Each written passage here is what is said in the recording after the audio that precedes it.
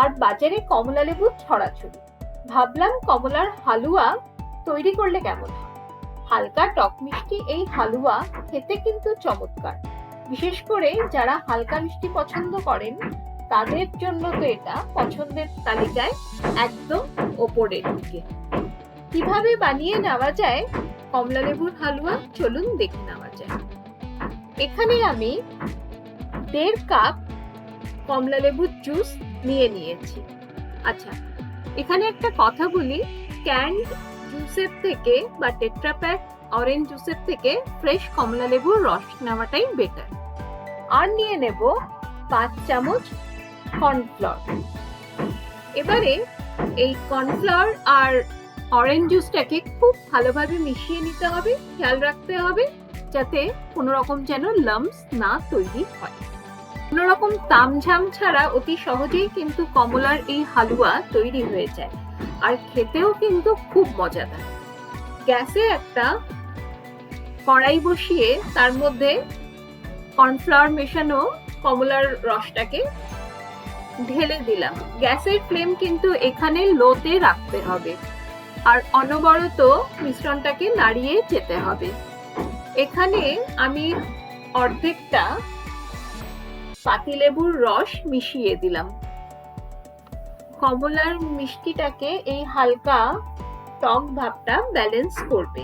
এবারে দিয়ে দেব খুব সামান্য দারচিনির গুঁড়ো। আসলে কমলার সঙ্গে দারচিনির ফ্লেভার বা গুঁড়ো কিন্তু ভীষণ ভালো যায়, সেজন্য আমি সামান্য একটু দারচিনির গুঁড়ো দিয়ে দিলাম। দেখুন একটুখানি আমি শুধু নাড়ানো বন্ধ রেখেছি, তার মধ্যেই কিন্তু যেহেতু কর্নফ্লাওয়ার আছে ওটা কিন্তু জমতে থাকবে। আর দিয়ে দেব কালারের জন্য 2 ড্রপ এডিবল ফুড কালার।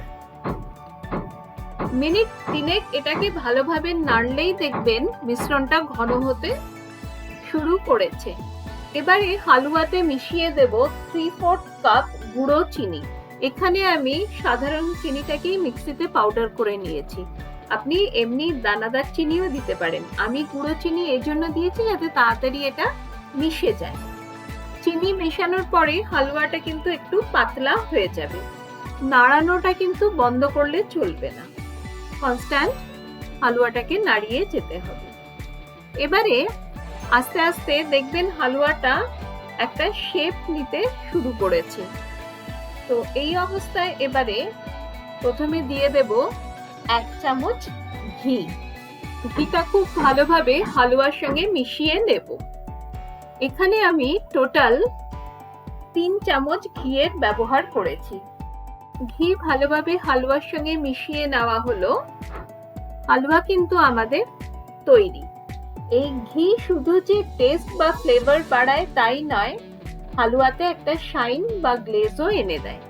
এবারে যে পাত্রে আমি হালুয়াটা সেট করব সেই পাত্রটাকে খুব ভালোভাবে গ্রিস করে নেব ঘি দিয়ে, আর তারপরে হালুয়াটা পাত্রের মধ্যে ঢেলে দিলাম।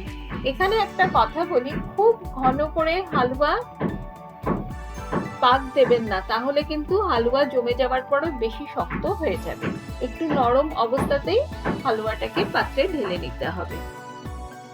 এবারে আমি বেশ কিছুটা কমলার পাল্প হালুয়ার মধ্যে ছড়িয়ে দিলাম। কিছুই না, খাওয়ার সময় তাজা কমলার টুকরো মুখে পড়লে খেতে খুবই ভালো লাগবে। এবারে ভালোভাবে হালুয়াটাকে একটা স্প্যাচুলা বা চামচের সাহায্যে সুন্দরভাবে সেট করে দিচ্ছি, সমান করে দিচ্ছি হালুয়ার উপরটা, যাতে ঠিকঠাক মতো হালুয়াটা সেট হতে পারে। আর দিয়ে দিলাম বেশ কিছুটা কুচনো বাদাম, আমন্ড বাদামের টুকরো। আপনি আপনার পছন্দ মতো ড্রাই ফ্রুটস দিয়ে হালুয়াকে গার্নিশ করে নিতে পারেন। এখন হালুয়াটা কিন্তু গরম আছে। এবারে প্রায় ঘন্টাখানেকের জন্য হালুয়াটাকে আমরা ফ্রিজে রেখে দেব ঠান্ডা হতে। এভাবে চেপে চেপে বাদামের টুকরোগুলোকে হালুয়ার গায়ে আটকে নিতে হবে। এবারে যেমন বললাম, হালুয়াটাকে ঘন্টাখানেকের জন্য ফ্রিজে রেখে দেব সেট হওয়ার জন্য। ফিরে আসলাম ঘন্টাখানেক পরে।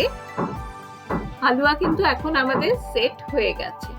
আর এই হালুয়াটা আপনি দেখবেন জাস্ট হাত দিয়ে এভাবে আলগা আলগা 4-5টা চেপে দিলেই কিন্তু হালুয়াটা পুরো পাত্র থেকে বেরিয়ে আসবে।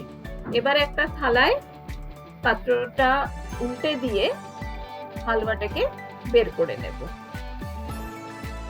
বানানো খুব সোজা, আর ঘরে থাকা উপকরণ দিয়েই সহজে এটা বানিয়ে নেওয়া যায়।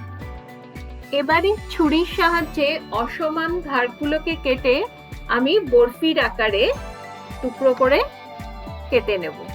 এই হালুয়া কিন্তু আপনি 10 থেকে 15 দিন অনায়াসে রেখে দিতে পারেন।